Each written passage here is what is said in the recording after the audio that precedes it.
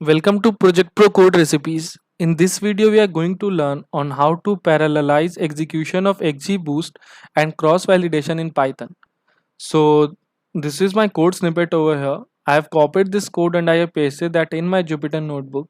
I'll explain to you the code over here as well as run this for you. First, let me clear my kernel. Now here are three terms: parallelize, XGBoost and cross-validation. Now first try to understand XGBoost. So XGBoost stands for extreme gradient boosting. As the name suggests, it is a derivative of gradient boosting model, but extreme suggests that it is much faster as compared to gradient boosting.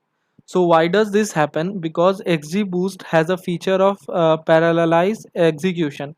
Basically, it could perform many parallel tasks at the same time, and thus which makes XGBoost much faster as compared to gradient boosting. As well as XGBoost also provides us with feature of feature selection in our data set. So it has regularization parameters which adjusts its weight to be zero for different variables in our data set if it finds that this variable is decreasing the accuracy of my model or does not contribute to the making of model.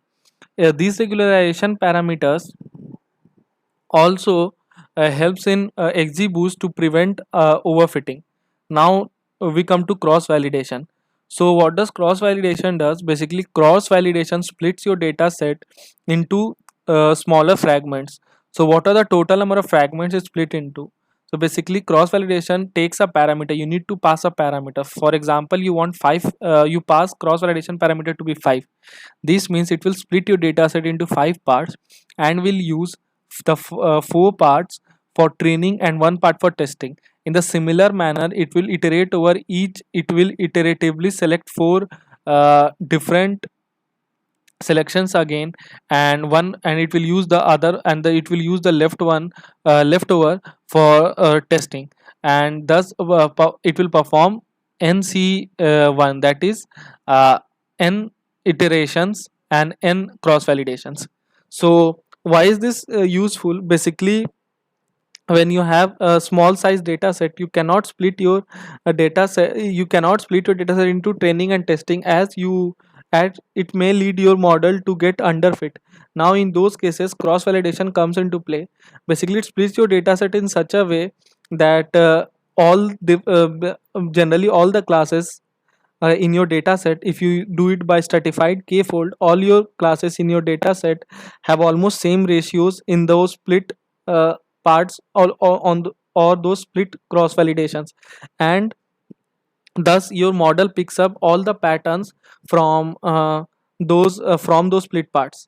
Now let's get to the code. So from import, I have imported my warnings, and from warning dot filter warnings ignore. Now from sklearn I've imported data set, and then from sklearn dot model selection I've imported train, test and split. And after that, I have also imported my cross validation score.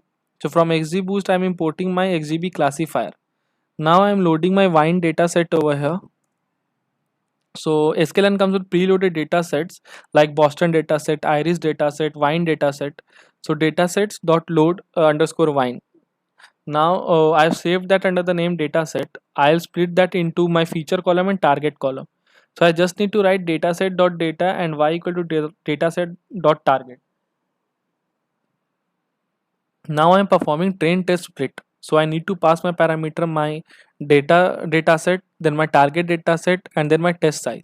I'm keeping my test size to be 25%. It gives me 4 parameters: the x train, y train, and then the x test and y test. Now I'll show you how the parallel processing increases the speed. So you can see start. I've started my timer from time. It picks up the time from my computer itself. Now model is equal to XGB classifier. N threads is equal to 1. N thread is equal to 1 means do 1 parallel processing for XGB classifier. Result is equal to cross validation score. So model, I need to, for cross validation I need to pass model, the my data set, my y target data set, the number of cross validation I want to perform, the scoring methodology I want to use, neg log loss, and then n jobs is equal to -1.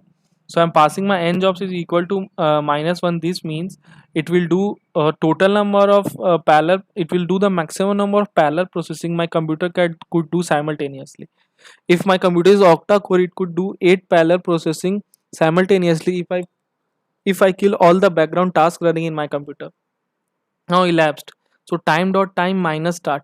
So this will give me now after all this, finally close and save that on the elapsed, that is the total time taken. So a single thread XGBoost means single parallel processing parallel thread CV. So this -1 means parallel thread CV. Elapsed is equal to now this will give me the time taken when I use single thread XGBoost and parallel thread CV. Now over here I'm using parallel thread XGBoost and single thread CV.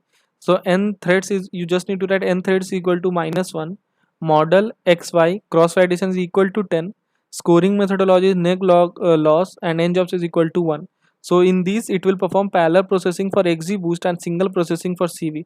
The first and the main thing to know is although you use perform parallel processing, it doesn't affect your final score. The result is going to be same. Now in this I'm performing parallel processing for both XGBoost as well as cross validation.